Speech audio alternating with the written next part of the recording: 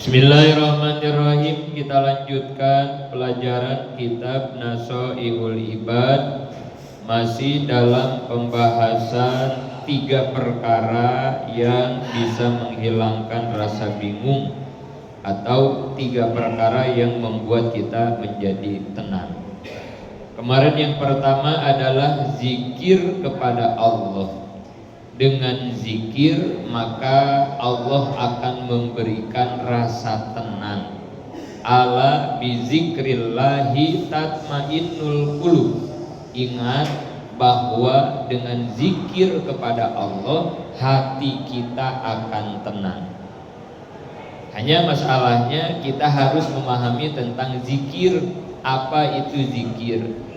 Pertama, paling tidak kemarin sudah kita bahas, zikir ada 3. Ada zikir lisan, ada zikir abdan, ada zikir jinan. Zikir lisan berarti yang diucapkan. Kalau zikir abdan, badan kita yang zikir. Seperti sholat, badan kita sujud, ruku, i'tidal, bergerak. Pergerakan badan itu disebut zikir badan. Kemudian ada zikir jinan, berarti yang zikirnya hati. Kadang mulutnya ngobrol, kadang badannya macul, badannya di warung, tapi hatinya tidak pernah berhenti, terus zikir, ingat dan menyebut nama Allah. Nah, itu namanya zikir lisan, dan itu paling tinggi-tingginya zikir kalau seseorang sudah bisa zikir lisan. Nah, kemarin kita sedang membahas salah satu zikir lisan. Zikir lisan itu banyak. Bisa dengan baca subhanallah, tasbih, alhamdulillah, tahmid, atau takbir, Allahu Akbar, atau baca Quran. Banyak zikir lisan. Hanya dari sekian banyak zikir lisan, ternyata zikir yang paling afdol, yang paling utama adalah la ilaha illallah. Abdul zikri fa'lam annahu la ilaha illallah. Paling abdolnya zikir, paling utamanya zikir ternyata la ilaha illallah. La ilaha illallah itu disebutnya kalimat tahlil, atau bisa disebut juga kalimat tauhid, atau disebut juga kalimat thayyibah. Jadi banyak namanya la ilaha illallah itu ya. Salah satunya kalimat thayyibah. Nah, kemarin kita sedang membahas kalimat thayyibah. Di Quran kemarin sudah disampaikan bahwa Allah mengumpamakan kalimat thayyibah itu seperti pohon yang baik. Alam taro kaifa doroballahu masalan kalimatan thayyibatan kasajaroti thayyibah. Allah mengumpamakan kalimat thayyibah itu bagaikan pohon yang baik. Apa itu pohon yang baik? Pohon yang mempunyai 3 kriteria. Asluha sabitun. Yang pertama, akarnya kokoh, menancap ke bumi. Pohon yang bagus adalah pohon yang punya akar yang kuat, nggak gampang rubuh walaupun angin badai menerpa. Nah, itulah pohon yang baik, punya akar yang kokoh. Wapar uha bisama. Yang kedua, cabangnya menjulang tinggi ke angkasa.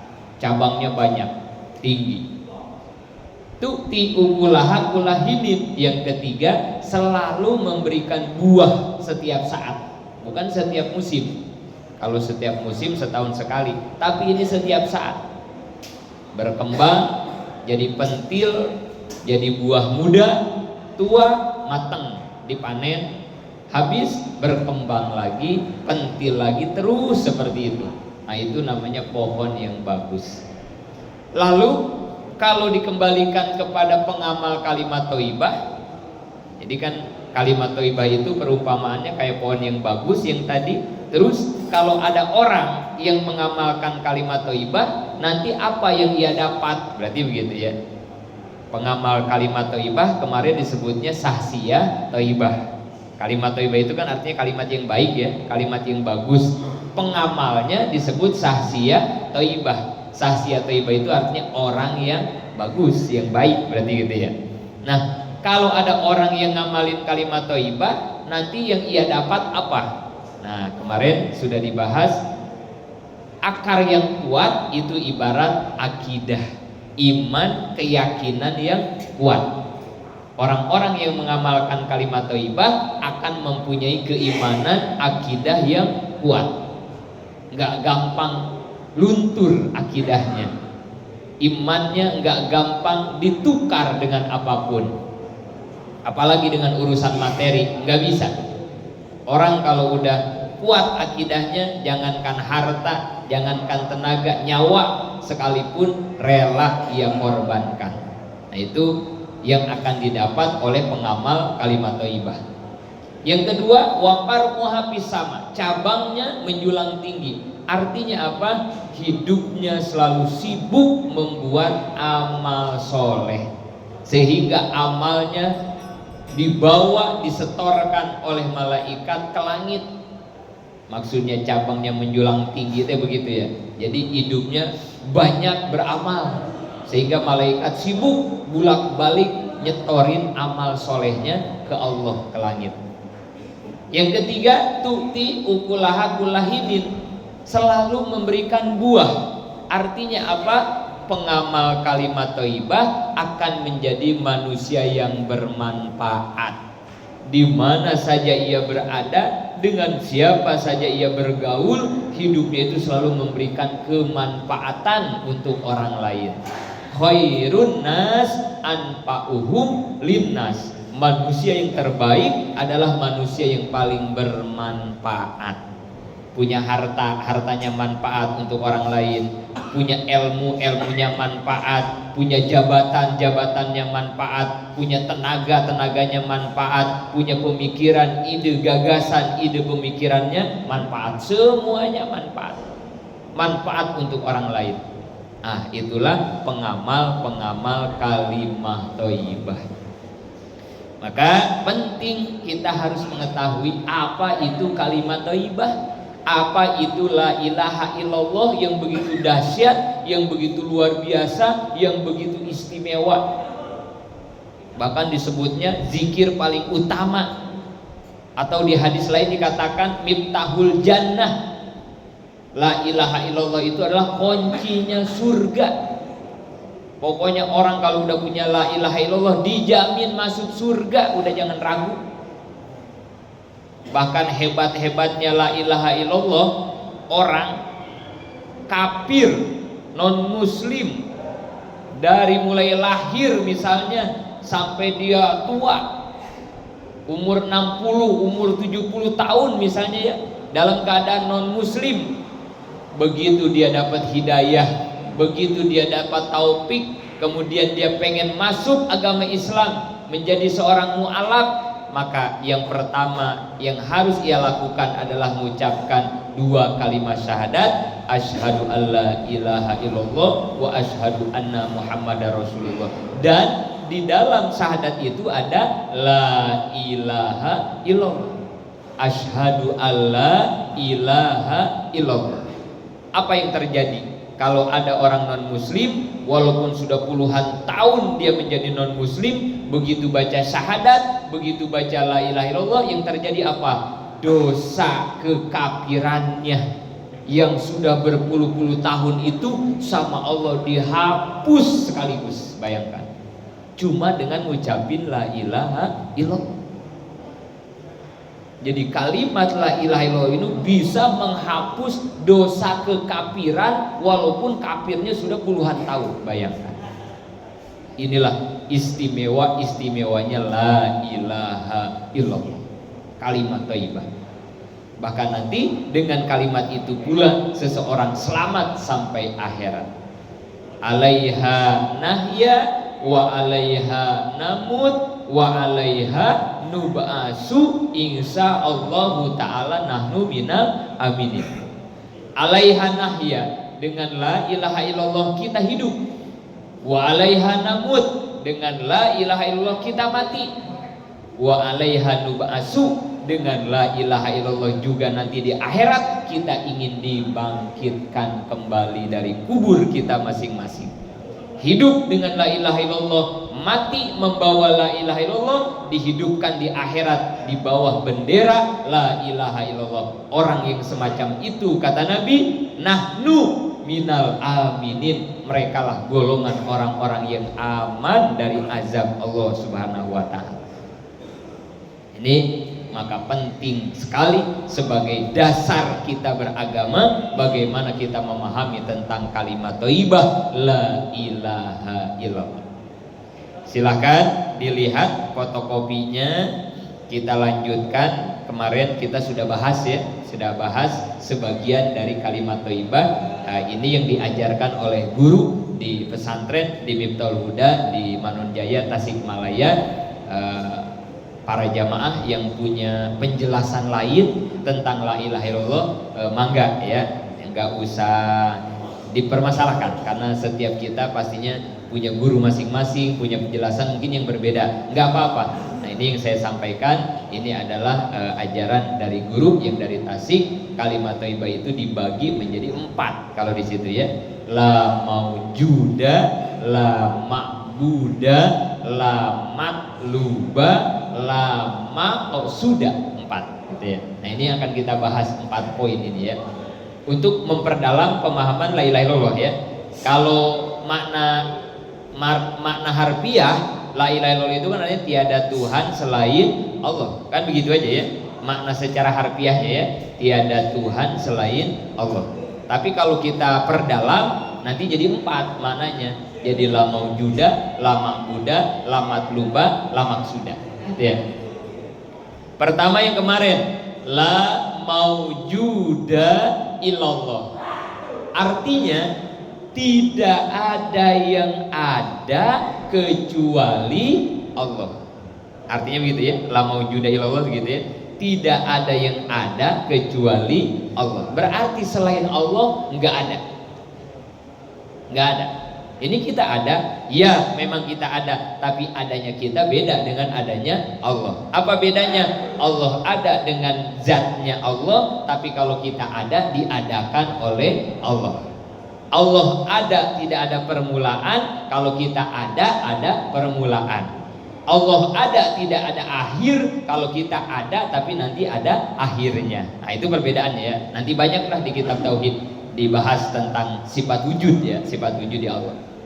Jadi untuk memahami selintas la maujuda illallah, pemahamannya enggak ada yang ada kecuali Allah. Selain Allah tidak ada. Segitu dulu aja ya. Jadi pahami, yakini tidak ada yang ada kecuali Allah, selain Allah enggak ada. Kemudian ketika Allah mengadakan kita, ini kan sekarang kita ada nih, diadakan nih sama Allah. Maka ketika Allah mengadakan makhluk siapapun, pasti otomatis Allah mengadakan 4 hal yang kemarin itu ya. Jadi setiap Allah mengadakan kepada kita selaku makhluknya, pasti otomatis Allah pun akan mengadakan 4 hal. Di sini, begini, sekarang, saya atau kami gitu ya. 4.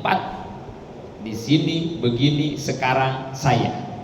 Pokoknya kalau Allah ngadain kita, pasti yang 4 ini diadain, melekat, otomatis gitu ya. Ini pelajarannya nih, pelan-pelan didengarkan, direnungi, dipahami gitu ya. Supaya nanti zikir kitanya, zikir la ilaha illallahnya lebih mantap, mudah-mudahan seperti itu. Kalau zikirnya semakin mantap, nah nanti janji ketenangan yang akan Allah berikan ke dalam hati kita bisa kita dapat gitu ya. Karena kan selama ini zikir-zikir, tapi kayaknya nggak ada tenang-tenangnya kan begitu ya. Ya mungkin zikirnya belum pas kali begitu ya. Nah, maka ilmu zikir ini harus kita gali gitu ya. Zikir la ilaha illallah.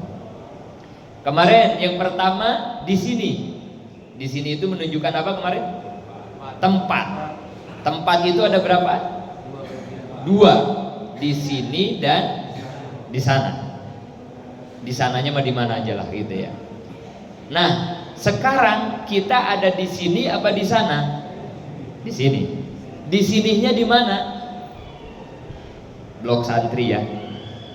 Blok santri berarti di sininya ya. Ntar kalau kita pindah ke masjid berarti di sininya di masjid. Itu nanti kondisional maksudnya gitu ya. Ini supaya memahami.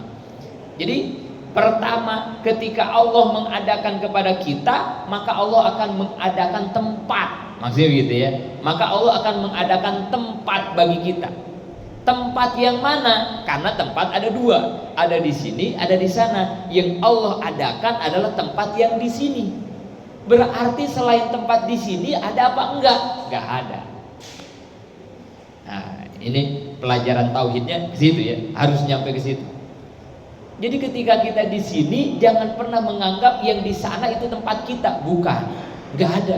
Karena tempat kita yang ada yang di sini, yang di blok santri ini. Maka ketika kita sudah meyakini tempat kita ada di blok santri, pikiran kita ikat, pikiran kita jaga, jangan sampai ketika ada di blok santri, pikirannya ke tempat lain, gitu maksudnya. Pelajarannya itu maksudnya. Jangan biarkan pikiran kita ngayap kemana-mana gitu ya, ke tempat yang lain, karena kita sedang ada di sini gitu. Nanti kalau kita pindah ke masjid, maka kita fokus di masjid. Kita pindah ke dalam kamar, maka kita fokus di dalam. Begitu aja udah, pokoknya kemana aja Allah mengadakan kita, ya kita fokusnya di tempat yang itu yang pertama. Dua, begini itu menunjukkan apa? Di sini begini, keadaan, situasi, kondisi, toleransi, pandangan, dan jangkauan. Disingkat jadi apa? Situasi dan kondisi, sikon, biasanya kan begitu ya. Situasi dan kondisi, sikon. Kalau ditambah toleransi, pandangan, dan jangkauan, jadi tol panjang kan ya gitu. Sikon, keadaan, situasi. Setiap Allah mengadakan kepada kita, selain tempat yang Allah adakan, Allah pun mengadakan situasinya juga. Situasi ada berapa kemarin? Keadaan ada berapa? Dua. Satu begini, kedua begitu. Kita sedang begini apa begitu? Begini. Begininya lagi ngapain? Ngaji. Jangan pernah mikirin yang begitu. Masa lagi ngaji mikirin ntar makan sama apa ini ya? Ntar cadung makan di mana ya? Gak boleh. Jangan. Jaga pikiran kita. Biasakan fokus, biasakan khusyuk. Nah ini ya, kenapa pengamal kalimat thayyibah waktunya nggak ada yang terbuang sia-sia, semuanya menjadi amal soleh. Tadi kan begitu ya, pengamal kalimat. Karena ini ilmunya. Karena pengamal kalimat thayyibah mah nggak pernah mikirin yang kagak ada. Yang ia pikirin adalah tempat yang di sini, yang ia pikirkan adalah situasi saat ini, gitu. Orang kalau udah mulai mikirin tempat yang di sana, situasi yang begitu, nah itu biasanya ngehayal, biasanya orang-orang itu. Orang-orang ahli ngelamun biasanya itu. Berjam-jam habis waktunya dipakai ngehayal. Itu kerjaannya si Kabayan itu ya. Kabayan itu kan kelakuannya ngambil bulu ayam jago, buntutnya dicabut, dipakai ngegerek kuping, sambil megang telur ayam kampung satu, duduk di saung di sawah, sore-sore angin sepoi-sepoi, ngegerek kuping sampai meremelekan. Wah indah di sawah kena angin, sambil megang telur di tangannya satu doang, itu telur ayam dia satu. Ngahayal, Kabayan kalau udah begitu ngahayal. Ini ntar pulang dari sini, ini telur buat taruh nih di ayam tetangga yang lagi ngerem, gitu kata si Kabayan. Ada tetangganya punya ayam lagi ngerem, mau dititipin maksudnya Maya. Tapi sebelum dititipin, gua sepidolin dulu supaya nggak ketukar sama telur tetangga. Nanti udah gua titipin, dikeremin di ayam tetangga, tiap hari gua lihat, takut udah netes kata si Kabayan. Ini sambil ngegerek, sambil ngayal di saung sawah dia. Sehari dua hari lama-lama ayam gua netes. Ternyata pas netes ayamnya teh cewek, biang, bukan bangkok. Cewek, pitik. Gua urus kata si Kabayan sampai gede itu ayam biang udah gede, gua kawinin sama jago tetangga. Kawinin sama dia tuh. punya 1 ekor ayam biang, kawinin, dikawinin nelor, kata si Kabayan. Ayam gua nelornya nggak tanggung-tanggung, 15 biji sekali nelor, bahkan kadang 20 biji nelornya banyak. Udah nelor 20 biji sama ayam gua dikeremin. Ini lagi ngehayal si Kabayan, keremin 20 biji kagak ada yang tembuhuk ayam gua mah, kata si Kabayan. Ngehayal mah kan enak-enak aja ya, bebas. 20 teh kagak ada yang tembuhuk, netes semua, kata si Kabayan. Itu yang 20 butir ayam netes, 19 cewean semua, kata si Kabayan. Jagonya cuma 1. Gua urus lagi sampai gede.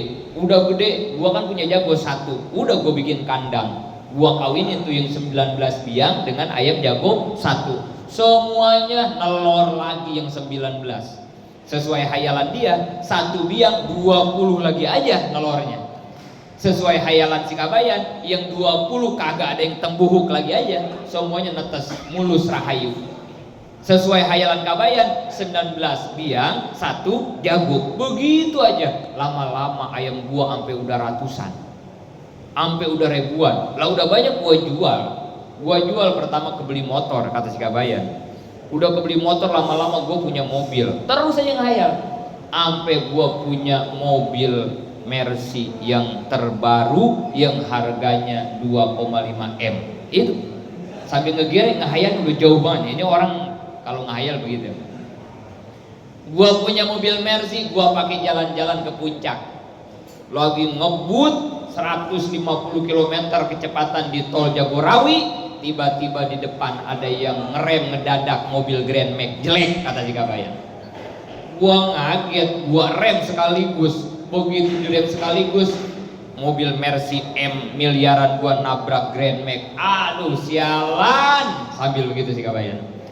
Hancur dah mobil Mercy 3M gua. Dia kagak sadar telurnya kan di tangan. Begitu dia ngomong sialan kan berarti nempel ke sini nih, pecah. Jadi boro-boro dapat Mercy yang MM-an, telur yang 1 di tangan aja pecah, gara-gara hidup penuh dengan hayalan. Kabayan kacau sekalian aja. Pengamal kalimat thayyibah nggak pernah ngehayal hidupnya. Lamun cek orang Tasik ente pernah melak lamun dina sugan. Nah, tarak gitu. Enak banget ya, apalagi kalau lagi BAB. Allah gitu ya. Ide gagasan kenapa datang gitu ya kalau lagi BAB ya. Itu. Ngadak-ngadak cerdas gitu ya kalau lagi BAB ya, apalagi sambil ngerokok. Itu udah. Plan A, plan B semua udah ada di otak kita itu ya. Apa aja dihayalin. Yang lebih keren lagi ngehayal kalau lagi sholat. Wah, itu luar biasa itu Ustaz. Kalah lagi BAB gitu kalau Ustaz ya. Orang-orang mah Allahu Akbar. Sholatnya begitu kan ya orang-orang mah ya. Kita mah beda ya. Allahu Akbar. Ya udah gitu. Bray, kebuka udah semuanya ya. Sebelum sholat mah lupa, udah sholat ingat. Gitu. Hebat-hebatnya itu ya, enak-enaknya ngahayal kalau lagi sholat. Pokoknya dari mulai Allahu Akbar kabiro, ingat-ingat Assalamualaikum warahmatullahi. Itu ingat di situ sih. Sholatnya mah lupa semua kita ya. Udah kemana aja, pikiran kita berselancar pokoknya mah ya. Enak gitu kalau lagi sholat itu ngahayal ya. Apa aja dilamunin sama kita ya. Kali aja, ini kalau begini enak, gitu aja ya. Pengamal kalimat thayyibah nggak pernah begitu pikirannya. Karena selalu fokus kepada waktu yang sekarang dengan situasi saat ini. Kalau lagi di sini di pesantren ini, udah kita fokus aja pikiran kita. Jangan bikin ntar di rumah gimana ya. Nah, jangan. Nggak ada itu kayak begitu. Bahkan di kitab hikam ya, di kitab hikam, kitab tasawuf karangan Syekh Athaillah As-Sakandariyah, ada satu makalah yang luar biasa kata Syekh Athaillah di kitab hikam, arih nafsaka anit tadbir gitu. Arih nafsaka anit tadbir, istirahatkan nafsumu dari ikut-ikut ngatur ketetapan Allah. Gak usah ngikut-ngikut ngatur, bikin planning segala macam, ngapain? Toh semuanya udah ditulis sama Allah di Lauh Mahfuz sebelum kita ada di dunia. Bahkan kita belum ada di perut ibu, semua ketetapan kita udah ditulis semua. Ditegaskan oleh Allah ketika kita ada di perut ibu umur 4 bulan, bikat birizkihi wa ajalihi wa amalihi sakiyun au saidun. Pas kita umur 4 bulan ya di kandungan ibu, Allah tetapkan rezekinya, Allah tetapkan ajalnya, Allah tetapkan jodohnya, Allah tetapkan amalnya, Allah tetapkan cilaka dan bahagianya. Itu umur 4 bulan, kitanya belum lahir, Allah udah selesai nulis. Kitanya belum ada di dunia, rezekinya udah beres, Allah tulis. Terus ngapain sekarang kita mikirin, ntar saya kawin sama siapa ya, ntar saya besok makan apa ya? Ngapain? Orang semua udah beres ditulis sama Allah. Arif nafsaka anit tadbir. Udah, stop, istirahat, jangan sok-sok mikirin apa, jangan, kata Sayyidina. Karena semua udah diselesaikan dan itu sudah menjadi tanggung jawab Allah. Tugas kita apa? Ibadah. Itu yang harus kita pikirin. Wa ma khalaqtul jinna wal insa illa liya'budun. Allah nyiptain ke sini ke dunia dengan berbagai sarana dan fasilitas, kan tujuannya cuma buat ibadah. Udah, kalau mau mikir mah bagaimana kita bisa ningkatin ibadah. Yang lain udah nggak usah dipikirin. Karena semuanya udah selesai, gitu. Apalagi dihayal-hayalin, dilamun-lamunin, jangan. Sekedar berencana, sekedar punya keinginan, monggo, nggak apa-apa ya. Tapi tolong ingat, sekuat dan sehebat apapun rencana kita nggak bakal bisa ngerubah takdir Tuhan, nggak bisa. Sawabikul himam la tahribul akdar. Sehebat apapun cita-cita kita, rencana kita, nggak bisa menembus takdir Tuhan, nggak bisa. Jadi bukan nggak boleh berencana, bukan nggak boleh punya cita-cita, silahkan. Tapi ingat, semuanya itu ada di bawah ketetapan Allah. Ana uridu wa anta turidu wallahu fa'alul lima yurid. Saya punya keinginan, bapak-bapak semua saudaraku punya keinginan, tapi Allah yang maha punya keinginan, gitu. Kita boleh punya keinginan, tapi siapa yang akan mewujudkan keinginan kita? Ya pasti keinginan Tuhan. Gak bisa keinginan kita dipaksain harus terwujud, terrealisasi kalau Allahnya gak pengen, gak bisa. Karena keinginan yang tertinggi yang pasti terrealisasi dengan iza aradallahu syai'an ayyakula lahu kun fayakun, itu hanya iradat dan qudrat Allah. Kita mah nggak bisa. Jadi sekedar punya keinginan mah sah-sah saja, tapi jangan lupa keinginan kita ada di bawah keinginan Tuhan, begitu. Jadi udah serahin aja ke Allah. Mudah-mudahan keinginan saya sesuai dengan keinginan Tuhan. Ada doanya. Allahumma hdina bima rojau tanah. Nah, itu doa supaya keinginan kita sama dengan keinginan Allah. Kalau lagi ada hajat, supaya hajat kita, keinginan kita sama nih sama Allah di ACC. Nah, itu salah satu doanya ya. Allahumma hdina, atau kalau buat diri, Allahumma dini bima rojau tani. Ya Allah, berikanlah petunjuk kepadaku kepada perkara yang engkau kehendaki. Nah, gitu. Jadi supaya keinginan kita sama dengan keinginan Allah, gitu ya. Tapi pada dasarnya kembali, kita nggak bisa mengalahkan keinginan Allah. Pengennya mah anak kawin sama ustad, ternyata malah kawinnya sama PNS misalnya, sama siapa. Nah, itulah kita, gitu. Pengennya mah acara teh tanggal sekian, ada aja gagalnya. Itulah keinginan kita. Nggak bisa. Tapi kalau kita paham ke sini, maka serahin aja kepada Allah. Fa iza azamta fatawakkal Allah. Kalau kita udah punya azam, kalau kita sudah punya keinginan, fatawakkal Allah, maka serahkanlah semuanya kepada Allah. Biarin, udah serahin aja ke Allah. Kita mengikhtiar, hasilnya terserah Allah. Udah, tinggal begitu aja. Karena kalau nggak begitu nanti kita jadi jengkel, nanti kita jadi sakit hati. Kenapa gagal lagi ya? Kenapa mentok lagi ya? Jadi begitu. Tapi kalau udah didasari dengan pemahaman tadi mah insya Allah kita bakal lebih sadar, lebih tenang. Oh iya, karena keinginan saya tidak bisa mengalahkan keinginan Tuhan. Balik lagi. Orang yang mengamalkan kalimat thayyibah la maujuda illallah, dia meyakini bahwa yang ada adalah tempat yang ini, bahwa yang ada adalah kesempatan yang ini. Akhirnya dia mentiadakan tempat yang lain, dia mentiadakan situasi keadaan yang lain. Dia fokus hanya ke tempat yang ini dan ia fokus kepada keadaan yang ini. Berarti kalau sekarang di blok santri ini saya mengaji, nah berarti begitu. Ini yang harus kita fokuskan. Jangan kemana-mana pikiran kita, supaya yang sedang kita jalani ini betul-betul berkualitas. 3. Di sini begini sekarang. Ketiga. Kalau kalimatnya sekarang menunjukkan kepada apa? Waktu ya. Sekarang. Kalau di sini tempat, begini situasi. Kalau sekarang waktu. Kalau waktu ada berapa?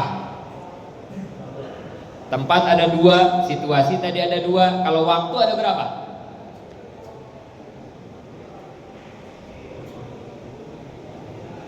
Sekarang itu kan waktu ya. Nah, selain sekarang ada lagi apa? Waktu. Kalau tempat di sini dan di sana. Kalau situasi begini dan begitu. Nah, kalau waktu sekarang, nanti, besok. Wah, jadi loba. Lain gitu maksudnya. Yang globalnya, kalau begitu jadi banyak ya. Apalagi bahasa Sunda. Ayeuna, isukan, mageto, kamarina deui, lobanya. Bukan, globalnya ya. Dan ini memang sebetulnya ya, urusan waktu para ulama ini sulit mendefinisikannya. Sebetulnya nggak ada definisi waktu, nggak ada sebetulnya, karena sulit. Bagaimana mendefinisikan waktu itu sulit. Maka akhirnya para ulama beda-beda definisi. Menurut ulama tauhid beda, menurut ulama alat beda, menurut ulama fikih mungkin nanti jadi beda, tasawuf jadi beda lagi. Ini salah satunya aja lah, nanti kita bahas ya. Salah satunya nih, karena memang waktu ini sesuatu yang sangat sampai di Quran ya Allah beberapa kali bersumpah dengan waktu. Ini saking istimewanya waktu ya, seperti walail demi waktu malam, wasamsi demi waktu siang, waduha demi waktu duha, wal fajr demi waktu banyak. Allah bersumpah dengan waktu. Biasanya yang dipakai sumpah itu kan bukan sembarangan ya. Demi bapak gua kan biasanya gitu ya. Demi emak gua kan begitu. Nah, berarti yang dipakai sumpah itu orang-orang yang luar biasa lah biasanya. Atau yang lebih tinggi ya, demi Allah. Kan begitu ya. Nah, itu udah nggak ada bantahan kalau demi itu ya. Wallahi, demi Allah. Kayak cerita Nabi Adam. Ketika Nabi Adam digoda sama iblis, suruh makan buah huldi di surga. Kan selama ini kita pahami, kita agak-agak jengkel juga ya sama Nabi Adam ya, sama kakek kita ya. Kenapa Nabi Adam pakai kegoda sama iblis? Kalau aja kagak kegoda, kita sekarang udah di surga. Cuman gara-gara kegoda makan buah huldi, diusir sama Allah ke dunia. Jadi kita sekarang orang dunia, ya. Agak-agak jengkel juga kita ya kalau ingat ke situ mah ke Nabi Adam, ke nenek moyang kita, ke kakek kita. Kenapa ya nggak kuat iman Nabi Adam waktu itu ya?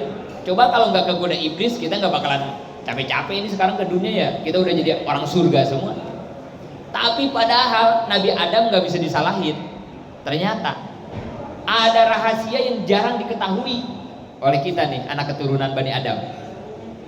Kenapa waktu itu Nabi Adam percaya sama godaan iblis? Itu ada sebabnya ternyata. Ketika iblis menggoda Nabi Adam, walaupun ya secara syariat kalahnya Nabi Adam itu kan sama Siti Hawa ya. Secara syariat walaupun begitu ya, tapi sebetulnya Nabi Adam juga punya pertimbangan sendiri ya. Ada pertimbangannya. Walaupun secara syariat mah Nabi Adam digoda sama iblis nggak kena. Kemudian digodalah Siti Hawa. Digoda Siti Hawa ya. Nah, Siti Hawa mah lemah. Setelah Siti Hawa lemah, ngerengek ke Nabi Adam. Coba kita cobain dah satu aja, nggak usah dua, katanya itu buah huldi kita ambil, kata Siti Hawa. Emang lelaki mah itu doang ya kelemahannya. Digoda sama apa kuat lelaki mah, tapi kalau udah sama cewek, udah ya. Mau bintang 4 dia namanya sama cewek mah udah kalah gitu ya. Paling berat-beratnya fitnah itu ya bang, cewek itu ya Allah. Karena godaan cewek mah enggak peduli sama yang sorbannya panjang, enggak peduli sama udangnya gede segede ban Vespa, enggak. nggak peduli sama jubahnya 3 rangkap, enggak. Pokoknya kalau udah ngelihat selangkangan mah yang jubahnya gede lemah udah ya. Seberat-beratnya godaan memang itu cewek. Nabi Adam kayak kalah sama Siti Hawa mah. Sama iblis kuat, tapi kalau sama Siti Hawa enggak. Tapi Nabi Adam punya pertimbangan. Apa pertimbangannya? Ketika iblis ngegoda Adam, iblis bawa-bawa mencatut nama Tuhan. Adam, demi Allah, kata iblis begitu. Wallahi, kamu tahu nggak kenapa Allah melarang kamu makan buah itu? Nggak tahu, kata Adam. Dan saya nggak mau tahu menau. Ini perintah Tuhan, saya mah taat aja. Karena saya udah ditaruh di surga dengan begitu fasilitas yang luar biasa, kenikmatan juga. Udah ya Allah, udah luar biasa buat saya mah. Ngapain segala ngelanggar larangan Tuhan yang satu itu, gitu kan? Enggak, dan nggak mau tahu. Dam, kata iblis, jangan pengen kagak tahu. Ini penting. Emang kenapa, kata Adam? Tahu nggak? Itu disebutnya pohon keabadian. Makanya buahnya disebut khuldi, kholidina, kekal. Kalau kamu makan buah itu, kamu bakal kekal di surga. Allah nggak mau kamu kekal. Nah, ini emang pintarnya setan nih, iblis nih, luar biasa ya. Ingetin ya saudaraku, iblis itu ngegoda kita nggak pernah ngelarang, nggak pernah iblis mah, nggak pernah nahan-nahan, nggak pernah. Iblis setan ngegoda kita teh make logika, logis banget dia mah. Nggak pernah ngelarang kita, enggak. Iblis mah cara ngegoda kita teh make logika. Ini kayaknya dia S3-nya dokter filsafat kayaknya ini si iblis. Karena logikanya luar biasa. Orang kalau udah ngomong sama dia udah kayak terhipnotis gitu ya. Udah percaya aja pokoknya mah. Keren omongannya, logikanya masuk. Kayak kita mau tahajud, kita kan mau tahajud ya. Terus kita kan kerja pagi-pagi. Emang kalau kita bangun jam 3, emang iblis setan ngelarang kita tahajud? Enggak begini setan, jangan tahajud, tidur aja tidur, enggak begitu. Apa mainan logikanya iblis ke kita kalau mau tahajud? Kamu besok kan kerja, jam 7 harus sudah di kantor kan, berangkat habis subuh kan, Jakarta macet, ini dingin. Kalau kamu ke air, wudhu, sholat tahajud, gimana? Kalau rematiknya kerasa, terus kan jadi ngantuk. Kalau tahajud mah dari jam 3 kagak tidur kamu sampai jam 5. Kan besok kamu kerja, tahajud kan sunat. Kalau cari nafkah buat keluarga kan wajib. Masa yang wajib mau dikalahin sama yang sunat? Ntar kamu jadi ngantuk, jadi rematik semacam. Begitu doang setan mah tuh. Ngasih pemahaman ke otak kita aja begitu doang. Nanti kita mikir, iya juga ya. Kalau saya tahajud jadi kurang tidur, nanti kerja jadi ngantuk. Belum lagi kalau encok rematik kerasa, jadi nggak bisa nyari nafkah buat keluarga. Nyari nafkah kan wajib. Tahajud kan sunat, iya tidur kita udah itu. Kalau logika itu sama iblis. Dan memang selalu begitu, iblis itu ngegoda kepada kita, nggak pernah ngelarang-larang, tapi yang ia masukin adalah logikanya. Yang diserang logika kita. Sama kayak Nabi Adam tadi, nggak dilarang-larang, nggak disuruh-suruh, cuman kata si iblis, tahu nggak Adam, itu buah keabadian, demi Allah, kata iblis begitu. Kalau kamu makan itu kamu bakal kekal di surga. Allah nggak mau kamu kekal. Gara-gara Nabi Adam ngedengar ada demi Allah, nah gitu ya. Gara-gara itu akhirnya Nabi Adam kepikir, masa iya iblis berani-berani mencatut nama Allah untuk sebuah kebohongan. Nah gitu kata Nabi Adam. Ini saking bersih-bersihnya hati Nabi Adam. Gara-gara ada kalimat demi Allah, akhirnya mau itu Nabi Adam ngambil buah khuldi. Itu kalau udah pakai sumpah demi Allah, udah, itu udah luar biasa dah pokoknya ya. Sampai Nabi Adam juga begitu ya. Nah itu salah satu kisah kenapa Nabi Adam sampai mau makan buah khuldi. Kalau iblis gak mencatut nama Tuhan, gak bakalan. Karena logikanya Nabi Adam gak mungkin dong nama Allah dibawa-bawa untuk sesuatu yang bohong, gak mungkin gitu. Artinya apa? Waktu yang Allah pakai sumpah di dalam Al-Quran ini gak main-main berarti. Bahkan Sayyidina Ali mengatakan al-waktu kasayf, waktu itu bagaikan pedang. Kalau kamu tidak bisa menggunakan pedang yang akan melukai kamu, maka hati-hatilah dengan waktu. Nah, berbicara tentang waktu yang sangat istimewa ini, para ulama sulit mendefinisikannya. Banyak akhirnya definisi tentang waktu. Waktu itu apa sih? Gitu. Banyak akhirnya. Dari ulama tauhid beda, ulama alat beda ini. Nah, ini salah satu yang harus kita pahami tentang masalah waktu. Kenapa? Karena dalam kalimat thayyibah la maujuda illallah, ada waktu yang Allah berikan kepada kita yang jangan sampai waktu itu kita sia-siakan, tidak menjadi ibadah dan amal soleh. Mungkin nanti kita lanjutkan untuk penjelasan waktunya karena sudah jam 11 lebih. Nanti insya Allah di pertemuan berikutnya kita lanjutkan tentang pembahasan waktu itu apa gitu ya, definisinya dari berbagai pandangan para ulama. Mudah-mudahan manfaat, amin ya Allah.